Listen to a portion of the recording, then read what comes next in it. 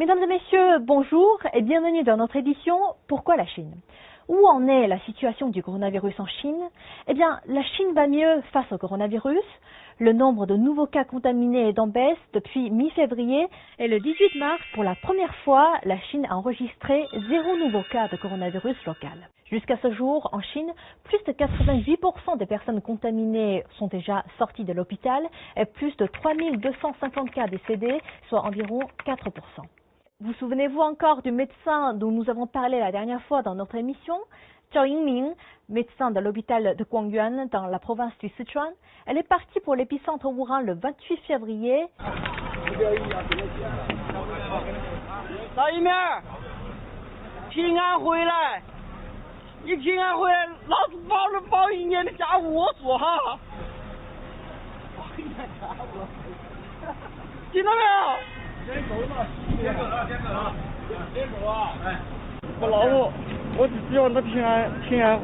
Aux dernières nouvelles, elle peut très bientôt retourner dans le Sichuan ces jours-ci.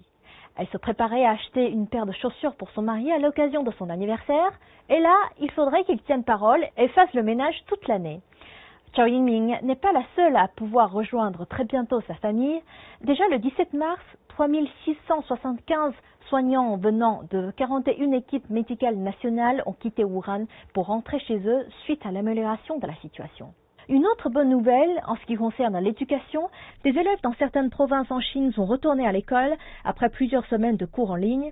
Il s'agit des provinces qui n'ont enregistré aucun nouveau cas pendant au moins 28 jours et qui sont listées parmi les zones à risque faible, comme le Yunnan et le Xinjiang, où les dates de reprise de cours ont déjà été annoncées.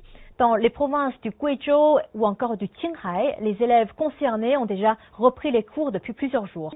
Ceci concerne des élèves en 3e année de collège qui donc préparent le concours au lycée et ceux en dernière année de lycée qui préparent les concours d'entrée à l'université, ce qui peut laisser espérer à certains que tous les élèves en Chine pourront bientôt retourner à l'école. Malgré cette nette amélioration, la Chine demeure très vigilante vis-à-vis des cas de coronavirus importés qui constituent la quasi-totalité des nouveaux cas confirmés en Chine actuellement. Des mesures drastiques ont ainsi été prises. À l'exemple de Pékin, porte d'entrée importante, depuis le 19 mars, tous les voyageurs étrangers arrivés à Pékin doivent rester en quarantaine pendant 14 jours au point d'observation comme des hôtels, une personne par pièce, les frais étant pris en charge par la personne elle-même. S'ils manifestent des symptômes similaires au coronavirus, ces nouveaux cas susceptibles d'être contaminés seront déplacés à l'hôpital Xiaotangshan, renouvelé et agrandi cette année, qui a été à l'origine construit en 2003 pour lutter contre le SRAS. Les autorités locales ont ordonné à certains vols à destination de Pékin de se détourner vers les provinces avoisinantes où les passagers vont passer une inspection sanitaire en vue d'alléger la pression sur les aéroports de la capitale. Au niveau municipal, les contrôles dans chaque quartier d'habitation restent stricts.